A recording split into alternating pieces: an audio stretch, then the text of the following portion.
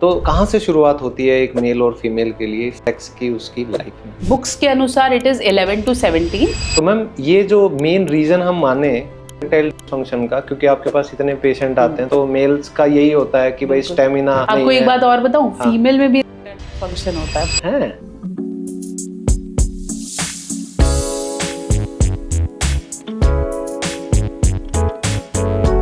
Ma'am जब हम बात करते हैं सेक्स के एक तरीके से इस टॉपिक को टबू माना जाता है, मान लिया, लेकिन हर इंसान की जिंदगी में इसकी शुरुआत तो होती है कहीं ना कहीं से। बिल्कुल है। तो कहाँ से शुरुआत होती है एक मेल और फीमेल के लिए सेक्स की उसकी लाइफ में? अगर हम इसको थोड़ा साइंटिफिक तरीके से लेके जाएं तो ह्यूमन डेवलपमेंट में सेक्सुअल हार्मोन्स का ग्रोथ आता है पीक एडोलेसेंस से।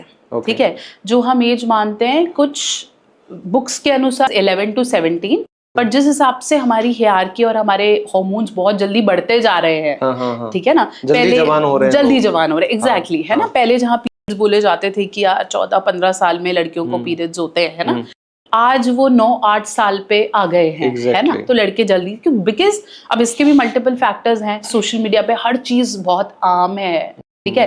पहले मुझे याद है कि हमारे पेरेंट्स एक दूसरे का हाथ भी नहीं पकड़ते थे हमारे, है ना। आजकल आप क्लब्स निकल जाओ या वैसे भी घूमने, गोवा एक बहुत ही कॉमन, जहाँ हम अपने बच्चों को लेके जाना चाहते हैं, हिल स्टेशन चले जाइए, वहां पे आपको आम कपल्स हाथ पकड़े हुए, किस करते हुए, हक करते हुए बहुत आसानी से दिख जाएंगे। तो आप अपने बच्चों को कहाँ कहाँ रोक रहे हो? तो मैम ये जो मेन रीजन हम माने इरेक्टाइल डिसफंक्शन का, क्योंकि आपके पास इतने पेशेंट आते हैं तो ज्यादातर तो मेल्स का यही होता है कि भाई स्टेमिना। आपको एक बात और बताऊं, फीमेल में भी इरेक्टाइल डिसफंक्शन होता है, बट कोई बात ही नहीं कर रहा ना। है एग्जैक्टली। ये क्या होता है? मतलब सॉरी, मतलब सुना नहीं कभी। वही तो बात है ना, कुछ सुनना ही रहा है, वो वही बातें कर रहे हैं जो उनके साथ हो रहा है। इरेक्टाइल डिसफंक्शन क्या है? इरेक्टाइल डिसफंक्शन, अब इसको खोले तो और भी 50 चीजें। इज बेसिकली आपको इरेक्शन नहीं आ रहा है। इरेक्शन मतलब आपको फीलिंग नहीं आ रही है। आप कुछ भी ऐसा इरोटिक देख रहे हो या महसूस कर रहे हो तो आपके जो अंग है, बॉडी है, उसमें ब्लड फ्लो नहीं आ रहा है, ठीक है। तो ऐसी बहुत सी महिलाएं हैं जिनके पति कितने भी कपड़े उतार लें, कितना भी कर ले, उसको फीलिंग ही नहीं है। वो कहती मुझे कुछ तुमने करना है कर लो, मेरे को नहीं समझ में आ रहा कुछ भी। तो रिलेशनशिप हर किसी के रहे हैं, तो मुझे भी थोड़ा बहुत एक्सपीरियंस है कि कुछ फीमेल्स का होता है कि उनको किसी को तो मतलब किस करो, कुछ पॉइंट्स होते हैं तो एकदम से आती है, हाँ, बॉडी बिल्कुल अलग फील करती है, रिएक्ट करती है अच्छे से। लेकिन कईयों को कितना भी कर लो, मतलब उनको फील नहीं आती। फिर वो ये कहती हैं कि कर ले। तो वो क्या होता है? हाँ, अब उसके भी मल्टीपल रीजंस हैं। या तो शी इज साइकोलॉजिकली ब्लॉक्ड, ठीक है, कि पति ने ऑलरेडी उसके लिए स्टैंड नहीं लिया है, वो नेगेटिव फील कर रही है, मेडिकल इश्यूज हैं, लंबे समय से कोई दवाइयां चल रही हैं, शुगर जैसी कोई कंडीशन है, यूट्रस की कोई प्रॉब्लम है, पीरियड्स में कोई इरेगुलरिटीज है।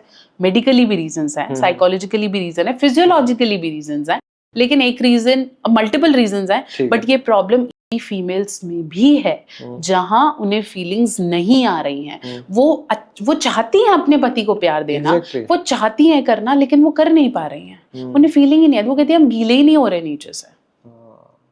पता नहीं क्यों, बेचारे पुरुषों के लिए इतनी रिसर्चेस हैं और फीमेल के लिए इस बारे में बात करने का कोई तरीका ही नहीं है ना। तो वहां पे भी प्रॉब्लम्स हैं। अब ईडी भी 2 प्रकार का होता है, ED1 और ED2। अब ये भी लोगों को नहीं पता है। ED1 वो है जिसके अंदर आपको शुरू से इरेक्शन नहीं आ रहा है। जैसे आपका पार्टनर पास है, अभी आपने कपड़े भी नहीं खोले हैं, अभी आपने कुछ भी नहीं किया है, लेकिन आप कर रहे हो तो भी आपको कोई इरेक्शन नहीं है, आपको लग रहा है मेरा अंग काम ही नहीं कर रहा है, ठीक है। This is ED1।